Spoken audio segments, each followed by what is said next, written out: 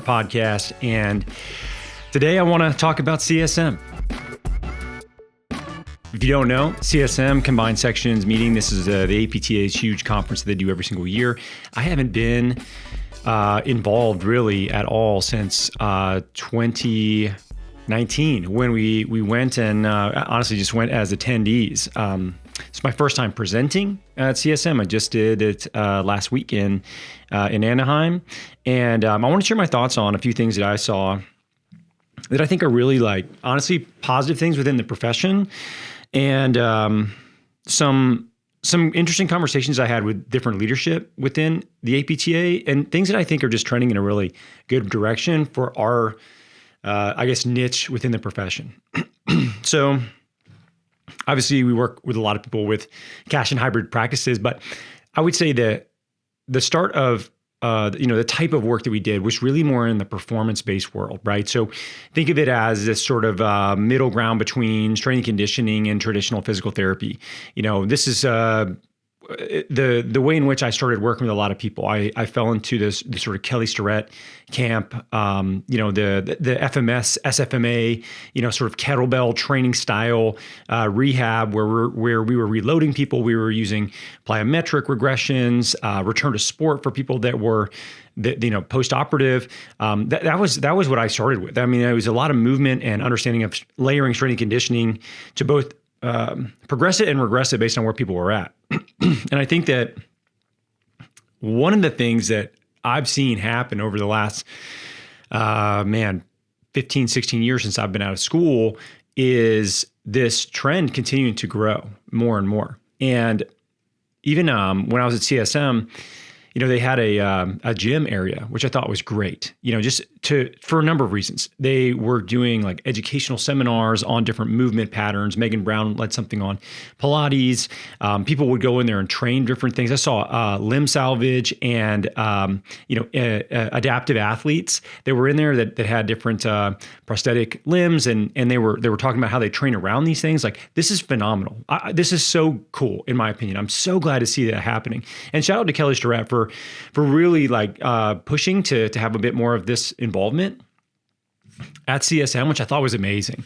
And you have some people that they want nothing to do with that type of work or that subspecialty, which is totally fair because I want nothing to do with lots of other subspecialties within the profession. But for a certain group of people, especially younger clinicians, that is the type of work that they want to do. That's the type of environment that they enjoy, and it's also the type of environment where we get a lot of people that are interested in cash-based clinics. So I thought this was phenomenal.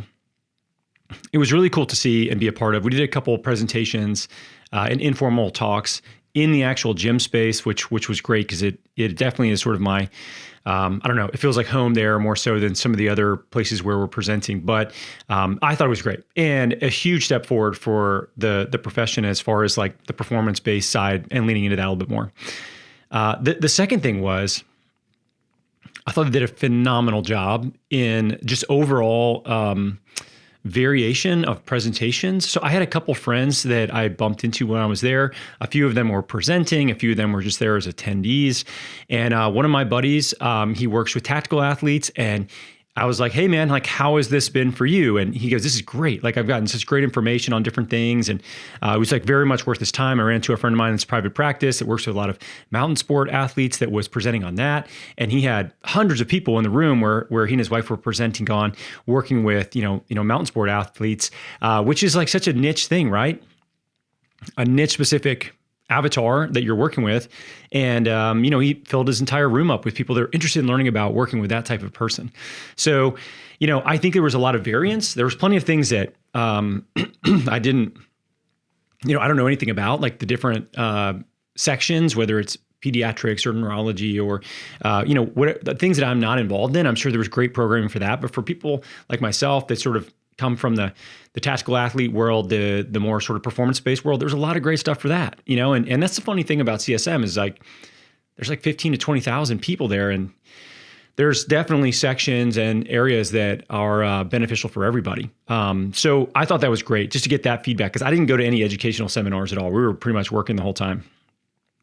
The next thing I would say is the number of conversations I had with students was great. I love talking to students. They're, it makes me feel kind of old, when somebody's like, I'm 22 and, they're half my age basically. But it was cool to be able to have conversations with people that are already sort of thinking about the next steps in their career, what to do, and are just like, trying to learn as much as they can. And they seem like they're planning their future out far more than I did. I did not have any plans of doing anything on my own whenever I was in school. And I didn't really get exposed to anything like that either, right? So having conversations with students was great. They're so smart.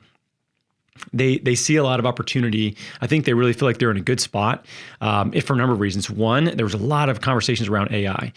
And one thing that I would say, and I feel very confident about this as a profession, I think we're in a really unique place to not necessarily have to worry too much about technological changes that might affect a lot of other professions, but to be able to lean into AI as a way to help us be better as far as diagnosis goes, as far as treatment goes, evaluation. There's a lot of really cool technology where we can layer these things in along with a person that can work with another person.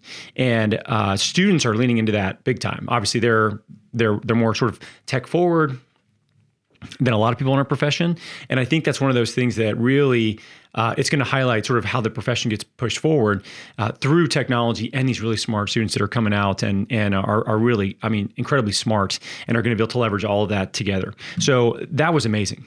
The last thing that I would say, and this is a big shout out to the APTA leadership. I had a conversation with a number of people that are in the APTA, leadership roles, whether they're working for the company or they've been elected into different roles. And I have to say that it's a huge organization.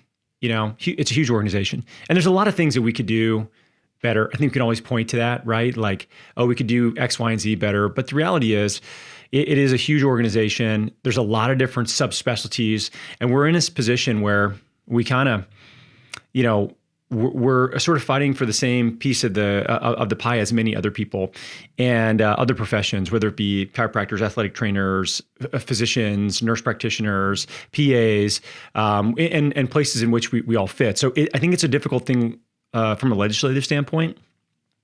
But generally, I would say everybody that I talked to at the APTA was just really interested in making it better, making the profession better, improving it. And we're very much open to suggestions and trying different things and wanting to have conversations about things that we're seeing from the business owner side. And it highlights the fact that our profession is moving more towards entrepreneurship as a whole. When you talk to a lot of students, we talk to younger clinicians, they definitely are thinking about doing their own thing more so. Our profession has very few self-employed individuals in comparison to many others. It's only about 4 to 5% of our profession versus if you look at, the chiropractic profession, it's like 35% or more. The dentist profession is 65% or more. So we're really not a highly self-employed group of people as far as the profession goes, but that's starting to change. And it's definitely something that I think they're aware of. You could tell based on the conversations they're having, based on the people that have asked to come in and present and be a part of that. And the leadership in particular, and I'll just give a shout out to, I thought, Kyle Covington did a great job, and I've really enjoyed getting to know him. He's the current president. Drew Contreras, who really was taking point on events and had a lot to do with us being there. These people, I think, have just frankly done a great job of trying to be a bit more forward-thinking than maybe we previously have been. And they see what's happening as well. It's just honestly refreshing to see that, to the point where, I haven't been to CSM in years, but I got to go next year. Like, it was so fun. And the last thing I would say is it's so fun to bump into people from your, from your class or people you worked with. And even with other Mastermind members that we were there with, them bumping into old professors and other classmates and stuff that they haven't seen in forever. It was interesting and really fun to be a part of that and catching up with old friends that I didn't even know that I would see, and I guess that's what happens at these big conferences. I haven't been in a long time, like I said, and it wasn't something that I expected to have happen either. where you get a chance to sort of catch up with people that were a big part of your life and you don't see anymore, right? Because you live in different parts of the country and you're busy with kids and all kinds of other stuff. But it is so fun to be able to just catch up with folks, see them and completely organically, you know, unplanned, bumping into people. I mean, I literally was in an elevator, lost in this Hilton hotel, I was going to meet somebody from the APTA, and I'm like texting this person on my phone. The door opens to the elevator. I walk out and I literally bump right into my academic advisor when I was a student, which is funny. You know, it's he was, you know, I went to the Army Baylor program, so this is a high-ranking officer compared to me whenever I was a student. You know, he was a colonel, great guy, was a part of my leadership as far as research goes. He was our research lead. And I literally walked right into him, you know, and I hadn't seen him in forever.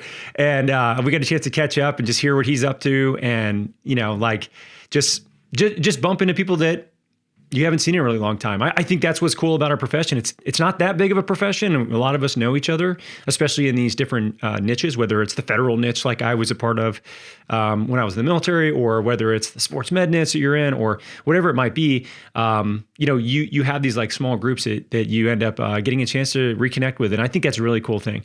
Something that I didn't expect, and I really appreciated having the opportunity to see some of my friends I hadn't seen in forever. So overall, damn, I got to say, CSM exceeded my expectations. It was a lot of fun. It was fun for our team to be there. It was fun for our coaches to be able to like see things that have changed over that period of time as well.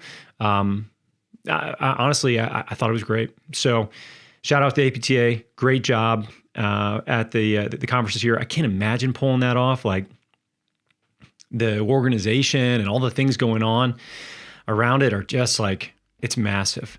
So yeah, Philly, next year, I guess. I don't know the dates, but I look forward to it. I hope I get the invite back to share some knowledge again. And other than that, APTA,